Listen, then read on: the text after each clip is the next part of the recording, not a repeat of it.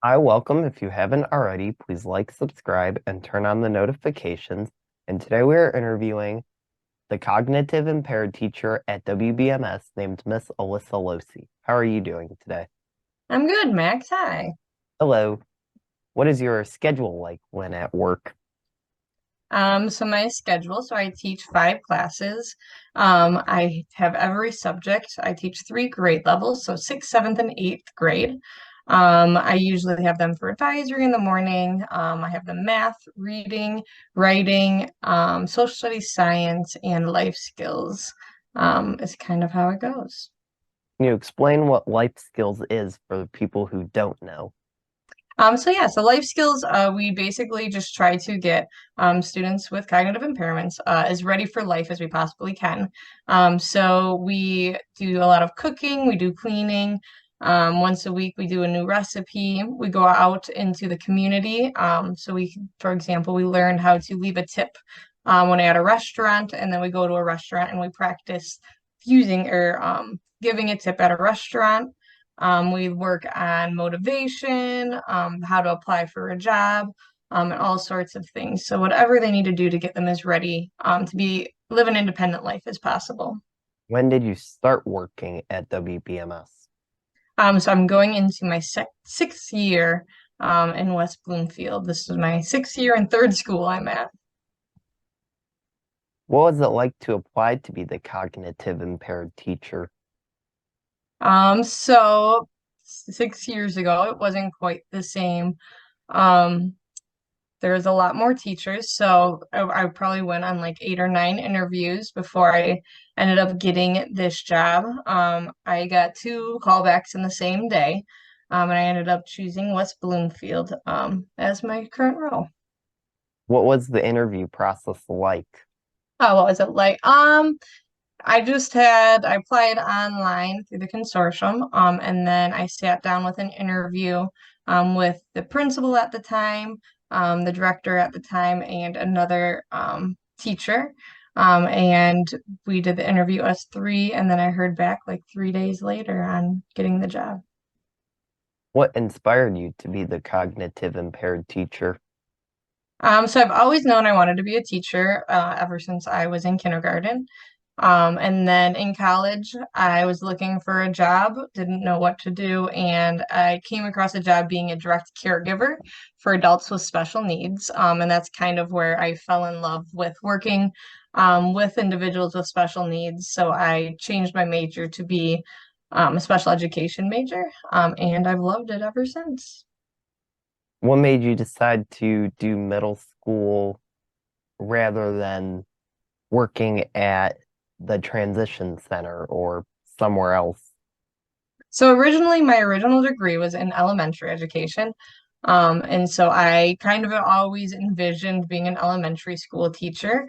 And then I got a job. Both of the jobs that I ended up getting were at the middle school, though. So it was deciding between that. And originally, I was very hesitant to work at a middle school, but now I think like I am made to work with middle schoolers. I love that they can joke around with you, and I love teaching the life skills and more of those functional skills. I've really come to love it. For those who don't know, what does CI stand for? CI stands for cognitive impairment. So it's just developmental delays. What are some things that people who are cognitively impaired struggle with? So a lot of the times it's just delays in development.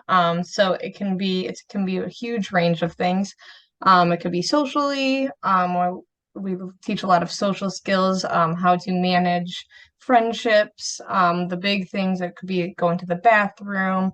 It could be academically, they're not as high in reading or as in math. So just kind of filling in those gaps that they're missing. What is the easiest thing about your job? The easiest thing about my job, I would say, is learning or falling in love with the kids.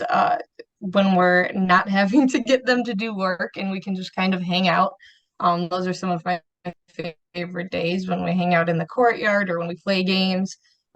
Just hanging out and talking with them is probably the easiest thing, and having the ability to do that is awesome too.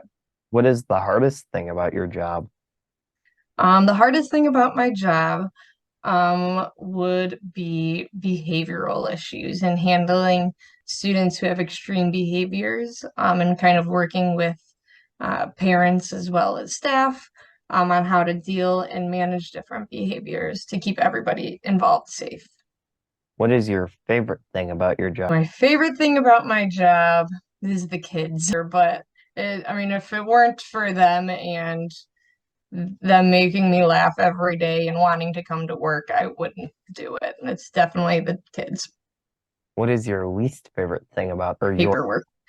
Paperwork, writing IEPs, doing all of the things that pull me away from spending time with the kids and with my coworkers. how often do you have to write an IEP or do paperwork? Paperwork is all the time. It seems like it's never ending. Is that IEPs enough for your have, paperwork? what's that? Is your paperwork grading stuff or is there different paperwork? No, it's more of like collecting data on where they are on their goals and objectives, filling out forms for them, writing the IEPs. The IEPs we have to do once a year. And then if they have any like behavioral issues, we have to do collect data for that as well as put all the data together to write behavior plans, communication with parents, all sorts of things. What is the most stressful part about your job? The most stressful part about my job, I would say, is when parents and I are not getting along and figuring out how to get parents to understand that I'm trying to help, and kind of mending those relationships with parents, I would say is the hardest part. Do you ever have anxiety while or before you are making decisions for your class? No, not really. I would say more at the beginning of my career, yes. But now I've learned that sometimes no matter how much you plan for things, your instincts will take over and is better. Your instincts know better than any planning you can do. How do you deal with your anxiety? Um, Rest, and coming home and turning on some TV and not trying my best to not think about it. What is your advice on how to deal with anxiety for people who are struggling with anxiety or other mental illnesses? My biggest thing is if there's nothing I can do about it right in the moment, then there's no need to worry about it. Um, if there's something you can do, then do it. But if there's nothing you can do right now, don't worry about it. And I try to live by that motto as much as I can, or else I will continue to think about things that there's really nothing I can do about it right now. What is it like to be the cognitive impaired teacher? There's all sorts of things. It depends on the day. But at the end of the day, I love it. I really do. What is it like to be the link teacher? The link teacher, where would I be without my links? Um, I love this. I've built kind of this program since I've been here. I went through some training. So links are general education students who work with special education students, wherever they are, and they're supposed to be a peer and a mentor more than like a teacher or a para.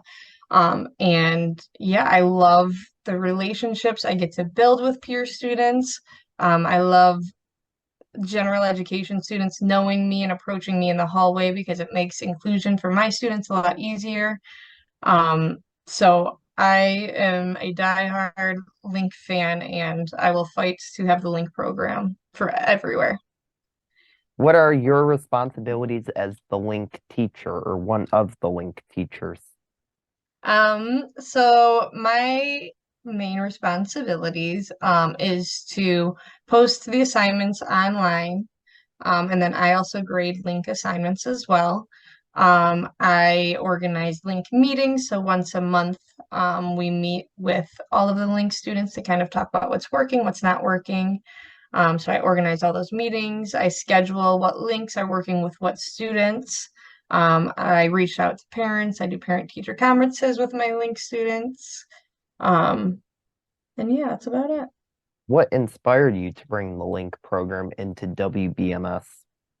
So the link program was here when I started here, but there were no assignments and no real training or any procedures for links. It kind of was, they just signed link students up without any training. So I ended up requesting to go to a 2-day training to learn how to build the Link program into what it is today. And I hope to continue growing it. I think there's always room for improvement, and I'm always looking to improve it. What are some of those ways that you are still looking into making into improving the Link program by?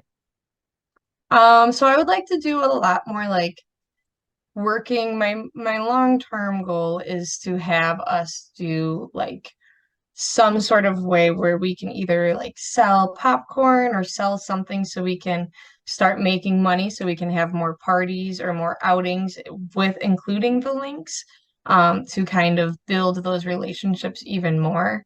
Um, so that's my like way out long-term goal. What are some of the trainings you have to be the cognitive impaired teacher? So I am certified to be an elementary school teacher. And then my certification, I'm endorsed in cognitive impairment. So it is just another part of my bachelor's degree. What are some of the trainings you have to be the Link teacher or education for it? Really the only training I went to was the 2-day training. And then it's kind of just been trial and error after that. Who do you work most closely with or most close with? So Mrs. Tanisha Neely is the autism spectrum teacher, and her and I have been working together for the past 2 years. So her and I work very closely together, and then we did just hire a third teacher as well. So it'll be us three teachers that I'm sure will be working very closely this year together. Have you met the new teacher yet? I have, yes. She was subbing in our building last year, so I'm very excited to have her join our team. How did you pick to become a cognitive impaired teacher all over all other disabilities or jobs? So I guess my choices were either to be an emotional impairment teacher or a cognitive impairment teacher. And when I was working in college at the adult group home, there were a few residents there that had Down syndrome and cognitive impairments, and I really was drawn to them. So that's why I decided to go to the CI route rather than the EI route. What does the everyday schedule in your room look like? Um, Kind of went over it at the beginning, but um, usually the kids come in, they unpack their things. We have our advisory in the morning, which is they either catch up on homework that they didn't do. Some of them have behavior schedules that they need to get ready for the day, or they get a sensory break, and it's kind of easing their way into the morning. And then a lot of my students go out into other classes. Some of my students stay with me for the majority of the day. So it's all just individualized based on what each student needs, kind of from that point on. What is your favorite grade to teacher grades? Favorite grade to teacher grade? I don't know. I mean, I teach, they're all in one class together, only sixth, seventh, and eighth grade. Um, But I get really excited for my eighth graders and seeing them excited to do all of the eighth grade things, like go to Cedar Point, their special dances, their special things. I like watching them feel excited and feel included in those things. And it's kind of a big achievement for them and a big achievement for me that they made it to this point. Would you say that from sixth grade to eighth grade, they've completely changed into a different person, kind of? What Yeah, yeah. I mean, you watch them grow up. 3 years doesn't seem that much, but it is a lot seeing them co come in such small elementary school students and watching them leave high schoolers. Um, it's awesome and to watch, and I feel so lucky to watch it with all of my kids. What are you currently working on? So I'm currently getting my master's right now. So I'm doing a lot of homework for that. And that's kind of been my main focus throughout this summer. What are your hobbies? My hobbies. I like to do a lot of cricketing, so I make things. I'm very crafty. I try to be crafty. I enjoy walking my dog, hanging out with my friends, getting lunch and dinner with my friends, and of course, shopping is another one. What is cricketing for those who don't know? Cricketing is kind of a device that cuts out vinyl and things, and then you can design them and put them on water bottles and cups. So I do a lot of that. How long have you been doing it for? I want to say like 2 or 3 years. What is your career history and roles?